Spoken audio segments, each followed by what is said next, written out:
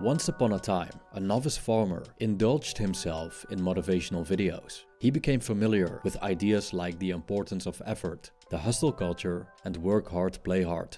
After binge watching for days, he walked onto his farm, fired up, and determined to make it a great success. He started with pulling one of the crops as a way to make them grow faster, but this didn't work. Then he began to water the plants twice as much, hoping to make them grow faster, but he drowned them instead.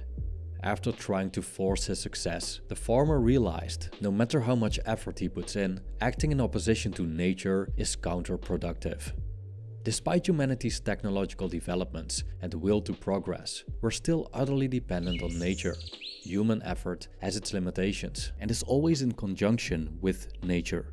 We cannot grow a plant, for example, completely isolated from natural growth, even though we can influence and manipulate it.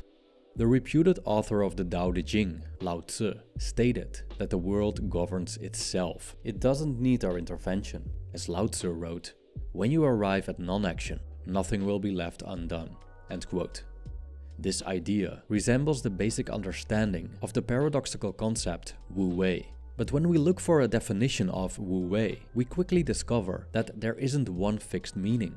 Some translate Wu-wei as non-action or doing nothing, others as actionless action, and others as effortless action. We find out that Taoism offers several layers, if you will, regarding how Wu-wei can enhance our relationship with the world, and how this ancient art of letting things happen doesn't necessarily make us passive, ignorant bystanders, but can actually improve how we act, leading to better outcomes. This video serves as a humble attempt to make the depth of this philosophical idea clear and practical.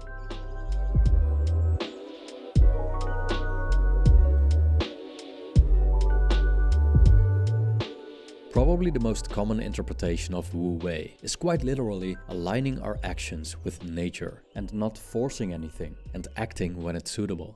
Lao Tzu stated that using force always leads to unseen troubles. With force, he doesn't seem to point to literal use of force per se, but rather to forcing the flow of nature. Nature has its course. It's always working in the background. It lies at the root of our humanity's existence and continually creates and recreates what the Taoists call the 10,000 things, everything under heaven and beyond. But despite the immense propulsion of the universe, today's society places the importance of conscious human effort above all. We celebrate effort, regardless of its actual effectiveness, as we aim to always be busy for the sake of being busy. As modern Sisyphuses, we push rocks uphill, just for the sake of pushing. Making an effort is one thing, but intelligently making an effort is another. Yes, sometimes hard work is necessary and action is appropriate, but on many occasions, it isn't. It depends on the rhythm of the game, on the cards you're dealt, and whether or not it's your turn. Acting out of turn means going against the flow of the game. Hence, we often experience that forcing things leads to ruin in the long run, and that pushing our luck beyond nature's constraints backfires. On the other hand, situations often solve themselves when we don't force or intervene. By letting things happen, things get done naturally. The novice farmer, for example, simply needed to leave his crops alone and be patient, and nature would do the rest. But when it's time to reap, the farmer should roll up his sleeves.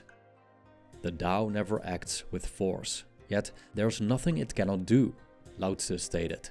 If you would just go along with nature, then everything runs smoothly. The farmer's task is to sow the seeds. The seed's task is to grow into crops, and then the farmer's task is to reap the harvests when they're ready. This is how nature works optimally. Lao Tzu believed that the world cannot be governed, as the world governs itself. It's entirely out of control.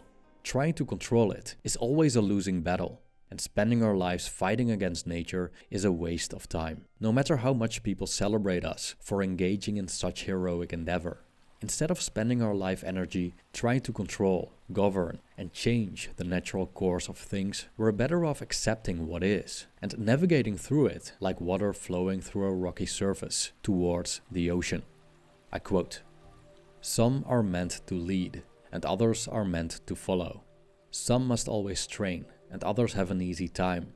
Some are naturally big and strong, and others will always be small. Some will be protected and nurtured, and others will meet with destruction. The master accepts things as they are, and out of compassion avoids extravagance, excess, and the extremes.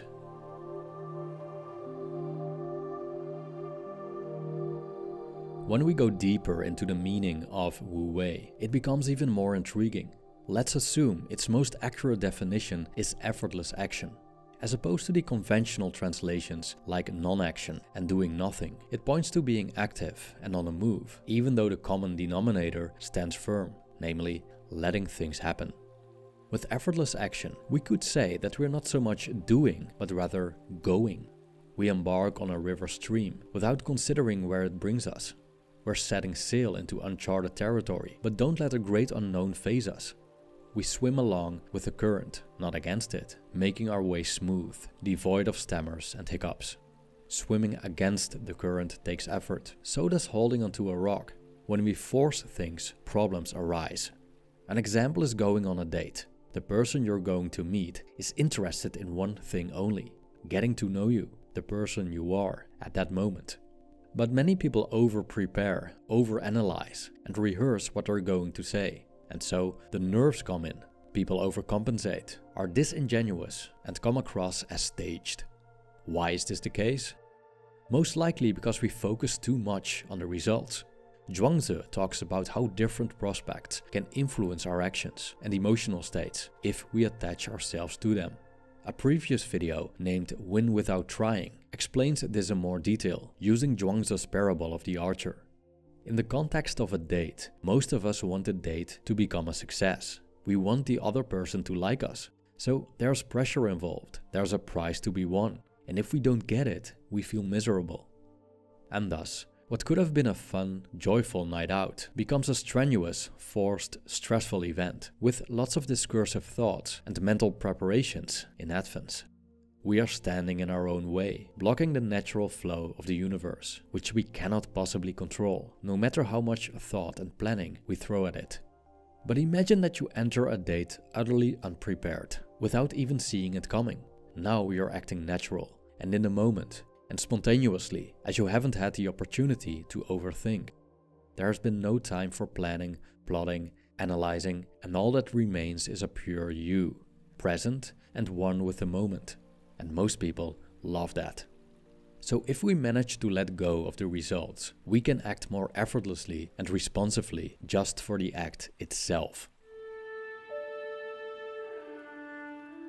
If we go even deeper, we arrive at the ego and emptiness. Because of past experiences, social conditioning, or ideologies, we have molded ourselves into knowledgeable, cultured human beings that fit the context they're in. This context could be a religious community, a country, or a profession. We generally see this as a good thing, but there's a downside. And this downside has to do with the ego. The ego often distorts how we perceive the reality of the world. When we approach a situation, for example, a conversation with a spouse, the ego tends to fill in the unknown gaps with all kinds of prejudices, fantasies, and convictions. The larger the ego, the more it will dominate the situation, subsequently closing us off from what's truly going on. Therefore, people with strong convictions experience great difficulty seeing the world in another light, or outside the confines of their intellectual prison. Hence, Lao Tzu urges us to return to a more unprocessed state, which he calls the uncarved block. We could see the uncarved block as a person who is unencumbered by all kinds of intellectual baggage, so his vision of the world becomes clear. Dr. Wu-wei, a Dutch philosopher and sinologist, explains her interpretation of Wu-wei in a Dutch book about Taoist philosophy, emphasizing the element of emptiness or openness. She describes the essence of practicing Wu-wei as follows, and I quote, "And so, the whole practitioner is able to, from the clarity of his egoless center, observe all relevant forces in a certain situation, in their being, undistorted, so he can respond to them flawlessly." End quote. So, if we look at Wu-wei this way, it's not just about letting go, going along with the flow of nature, allowing the universe to do its job. It's a much bolder move, for which we need a lot of courage. We have to be brave enough to let go of what we've learned, throw our normative frameworks in the trash, and flush our assumptions through the toilet. Or how Lao Tzu put it, and I quote, "Renounce knowledge and your problems will end. What is the difference between yes and no? What is the difference between good and evil? Must you fear what others fear? Nonsense. Look how far you have missed the mark." End quote. Zhuangzi tells us a story about a conversation between Confucius and one of his pupils, Yan Hui. Yan Hui wanted to travel to the kingdom of Wu-wei after he heard about its many problems and tyrannical ruler. So he planned to use his knowledge and wisdom to lecture the king of Wu-wei and steer the kingdom into the right direction. Confucius persuaded Yan Hui not to do it, telling him that his plans were too ego-driven and wouldn't work. After all, no one is waiting for a know-it-all coming out of nowhere, telling you how to take care of your business, let alone a self-absorbed tyrant. But still, Confucius offered an alternative, which he called the fasting of the heart.